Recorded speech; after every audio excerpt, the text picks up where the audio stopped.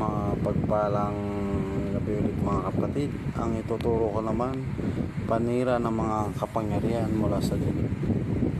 Ito po mga kapatid, binabanggit nyo pa lang, sigurado masasalisan yung masasamang espiritu, elemento o demonyo sa paligid nyo. Pag ito ang ano nyo, pwede rin to sa isama nyo sa pangkalas nyo, yung pandurog, pangwasak, pampasabog. Ito po panira ng kapangyarihan. Pwede nyo po yung salin nyo siya ng 3 beses ulit, ihip nyo ng paklo sa tuktok o sa tubig.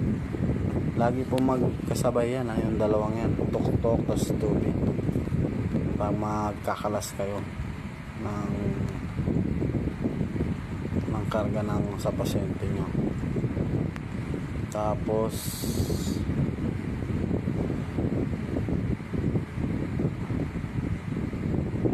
yun sinasabi ko, yung yung sa healing water.